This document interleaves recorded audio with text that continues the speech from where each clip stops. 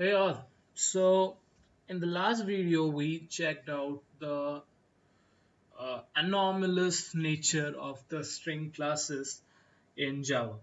So strings are not the way they are in other languages. They are indeed the classes in Java.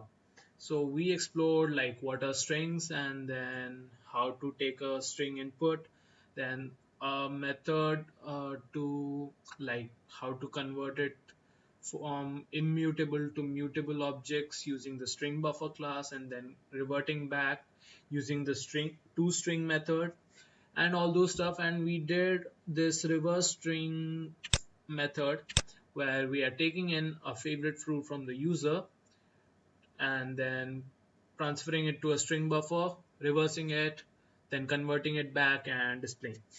Now, what we are going to do in this one is we are going to explore more on the string methods, right? So there are many methods, and I'll go for the important ones, which we are going to use on a very daily basis when we come across in the usual programming languages. And the other methods you can go on and explore in the other ones, right? So what I'll do is I'll make a method, right? And do it will just take a input from my user. So how do I do that? What I was thinking is I'll just cut this scanner class object, and what I can do is I can store it as a data member of my string demo. So if I store it here, this object will be common for all the methods, so I can use it whenever I have to take an input here or anywhere else, right? So public string, okay, and then my method name will be input string str, okay, and nothing much, okay. In this, what I'll do is I'll print my question like enter a string,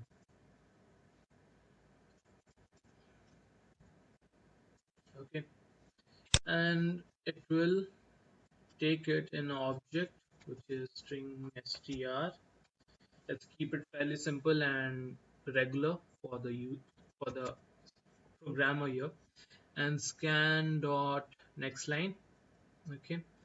So here's the thing, like I can take it as a sentence or a word, so whatever I'll just type in, it will just take it completely, semicolon, and we are returning it. What I can also do is return scan dot next line also. So I'll just do that. It looks way much cooler, so I'll just go for the cooler option, scan dot next line, bracket in and close. So this is how we take an input, and we are having this common method which will just give us anytime we need a string, we'll just do it, right? As simple as that. So what I'll do is I'll just call this reverse. Uh, I'll have a switch case here, okay, and it will be like ch. What is ch? We'll find out.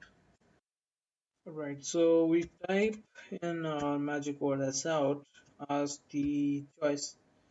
Okay, as the choice from the user, enter a choice like one for reverse fruit, two for length of a word, and three for mm, equality check. Okay, so these are the three functions which I'll create eventually and call them using my switch case. And how do I take in character input? Like I have to take in a character input here as whether it is one or two or three. I can also take it as integer. So let's take it with integer. but I want to do it as character. Why? Because when you are using the scanner class, I cannot call the scan object here because scan is not this one's object, right? So what I'll do is first I'll create a string demo object. So string demo sd1, which is string demo one object, and string demo open close. What is the error? Okay, new string demo. Oops. Okay, so I can create my object here, and now what I can do is I can utilize the scanner object. So sd1.scan dot next. Okay, it has everything for every single data type, but nothing for character. Astonishing, right? Well, we have a solution for character. What we can do is we can use the next. Next will actually take the next word and then use a function of a string which is charAt. And since all the strings start with the position 0, all the strings are like counted as the first character is at 0th position, then 1, then 2, then 3, 4, and on and on. So at position 0 will have the first character. So my input, which is just a single character, will be stored in this form. So whenever you have to take a character input, you have to use this syntax. So my scanner object dot next dot charAt 0. This will just input for the character. Make sure this is just a special type which is not included in the scanner. So this is how you take it. It's a tweak which people go through. Okay, since everything is a scanner object, I'll just use case 1 here, and then I'll call my first function, which is nothing but reverse string. And it will be pretty cool if I have a string value here itself. Okay, and let's initialize it to null by default. So what I have to do is I'll just void it, and I'll use the this keyword, this dot value equal to scan dot next line. So what it will do is it will replace the value here in this thing.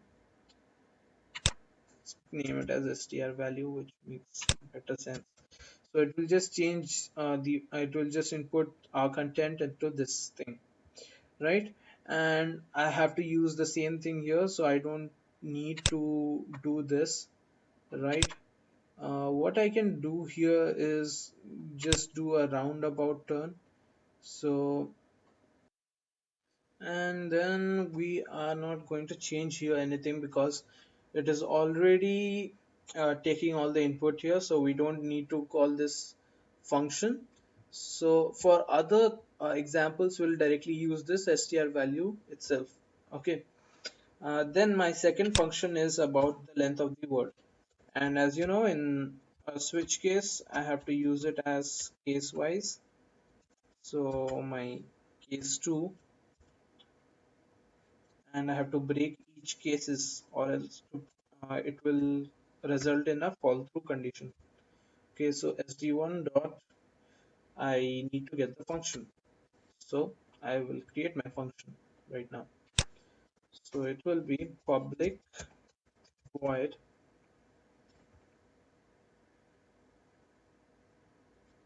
Okay, somehow my ID is lagging. Okay, so public void get length.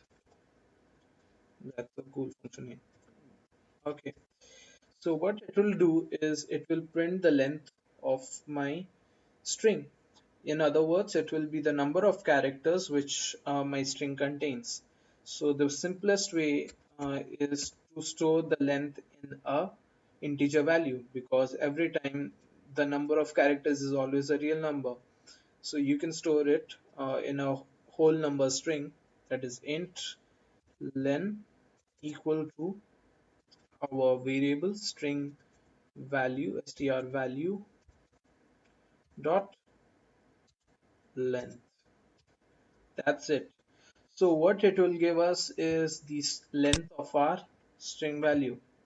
Okay, and we can print the same. The length of the entered string is blah, plus len. Done. So we have to do something here. That's it. That is that first we have to take the input. So for any of these cases like case 2 or case 3, we have to take the input from the user. So input str, right?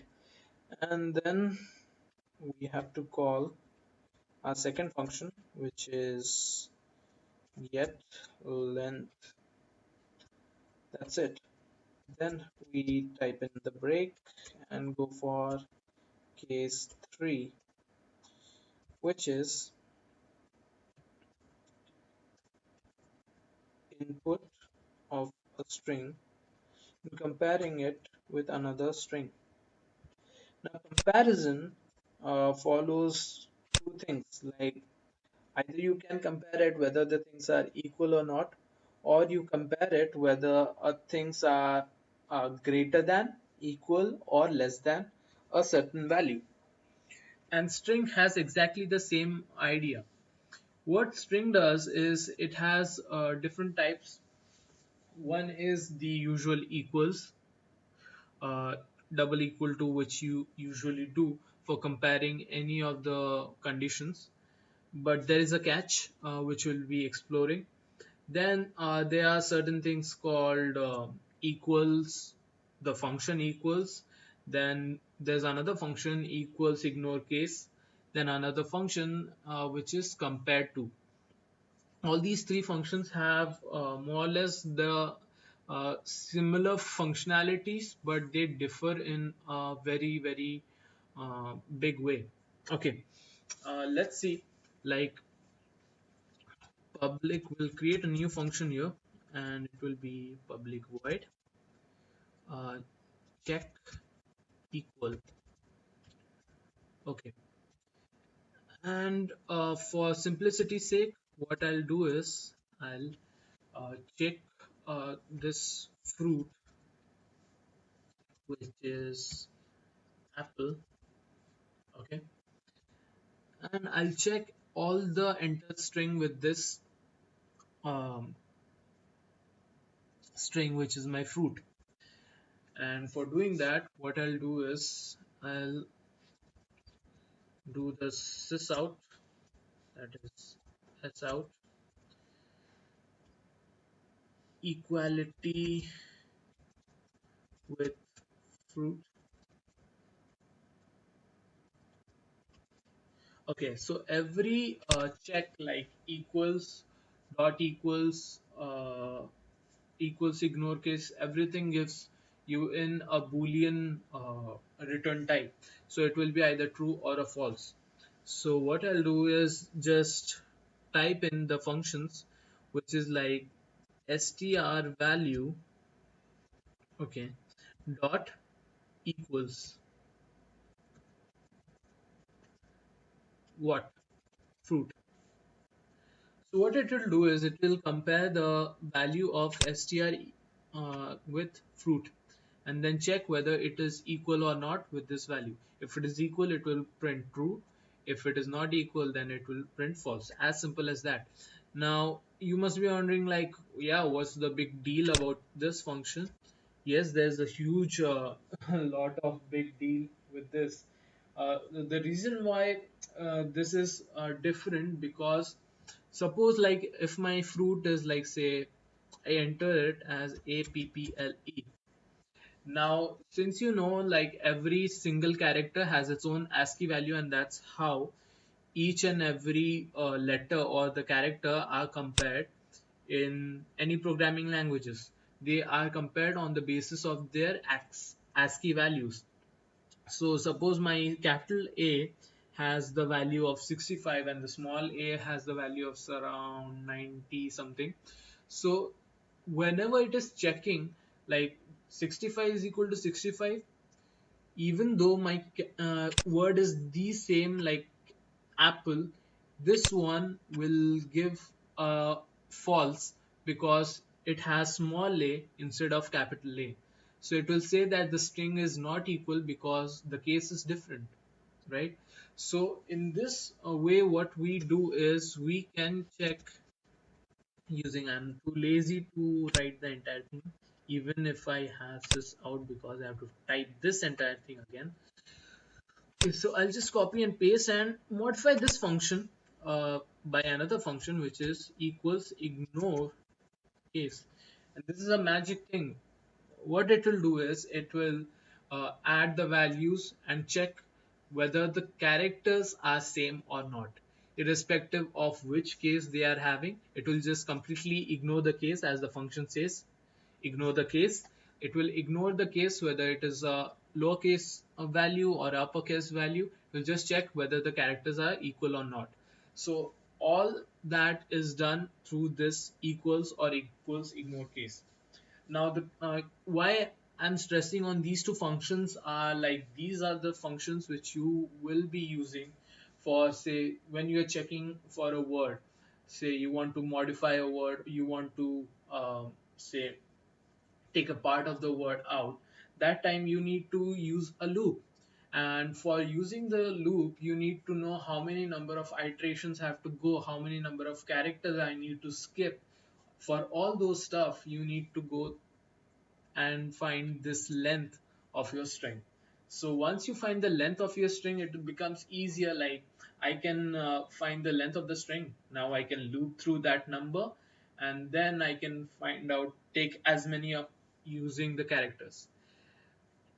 Now equals can also go for, again, the conditions. So for any loop you need conditions, so there you can use this equals or equals ignore case for this reason. So anytime you need to compare for any two strings, like whether my characters are equal or not, that time you use always this function equals or equals ignore case, right? If you want to put some case sensitive stuff, then put equals. If it is like very casual stuff, then go for equals ignore case. So we'll test both of these functions. And now there must be a question in your mind, like why aren't we using this thing like string str value equal to fruit? And it has a reason why. And let's check out the values first. Like let's test our function one and go for it. Okay, so I'll just call my function here st1 dot check equal. Okay, now let's run our program and check whether they are working or not. Okay, so it asks me a choice whether I will go for reverse fruit, length of a word, or equality check. So since I have checked reverse fruit, so I'll just go for length of the word here. Oops, I have to type it. Okay, so I press 2 and it says like length of the entered string is 0. And why is it doing that? Any ideas?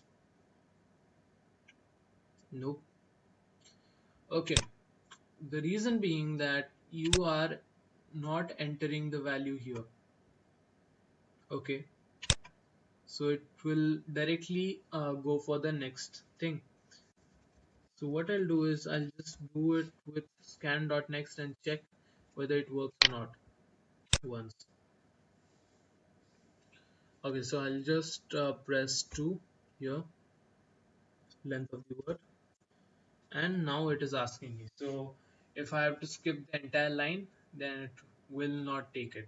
So whenever you're using next line, remember that you're not showing any messages prior to that. It will accept that and go for it, right? So I'm just going to put apple in smalls, right? And it shows me the length of the entered string is 5, which is correct, absolutely. So if you're counting it with position, it will be 0, 1, 2, 3, 4, and that's it. Now let's rerun our file again. We can very well put it in a do while loop so that this menu will continue on and on and on. But right now, for demo purposes, I'll just keep on running it again. So it will just ask me another string. So let's go with the same string, apple. So equality with fruit. So my fruit here was capital A apple. Okay, as you can see here. Okay, so as I said, dot equals will not give it a true condition because it will check for the cases and it will definitely put false. Now here it is showing like apple equal to apple, so true. Why? Because it is having ignore case, so it will just check whether my characters are equal. Now coming to this, like we have, okay, we have made a spelling mistake here, but never mind. Equality with fruit using equal to, why is it giving false? Like it should give me true, right? Like they are the one and the same stuff. There you are actually making a mistake. Now remember, like every time when we are doing this, we are comparing objects, right? So suppose if we are comparing here the same uh, objects, then only it will give us the true value. In easy way, I'll say, like say I have a integer I, right? Integer I, which has the value 24. Then we have also a float variable which is having a value of 24.0. Now the problem being that as humans we are understanding that both the values are one and the same, but computer won't understand because they are of two different data types, and when we are trying to compare them it will always give us like, sorry, these are not compatible data types, so you're not comparing the stuff. But here we are having the same class, but here the objects which we are going to compare are different. So here, as you can see, there is a yellow line which is a warning, and it says that comparing strings using double equals or uh, exclamation not equal to, right? So exclamation equal to, that's not equal to, so this is not allowed for comparing the whether my strings are equal or not. These are used to know whether my objects are one and the same. So instead of this, what I'll do is I'll write it as fruit. Okay, or for better, what I'll do is I'll format the string as str value equal to new string of fruit. Now see, I'm passing the same object here inside this thing, and I'm reformatting the string value. Okay, and let's change this value as equality because I don't like spelling mistakes. Yeah, and those type of guys. Run the file, go for 3, press Apple. See, so okay, I didn't change this to str value again, but again it makes sense, right? So first it is true because the value itself will contain the same thing. Here ignore case makes the same case, and here it is like same object comparison, so yes, it is true. If I use str value now, then what it will be, let's check it out. Run file, 3 apple false. So it will always give you a true condition when it is of the same object, when you are comparing two same objects, or the object references has to be the same one. But if you are comparing two different objects, it will always give you a false. So remember that, that's the difference between equals and double equal to sign, right? The operators which you use it. Okay, so this was our simple strings. more on a few other string functions which we'll explore in the next video, and we'll also explore a few methods of our string buffer class. And for now, you practice these three methods and go for few experimental stuff like explore them, experiment with them, understand how they work, and play with it, because string is all about playing. And once you master all these three methods, which are most important, and we have one more method to go with, after that we can understand like what are the usage of other few methods. So see you in the next video.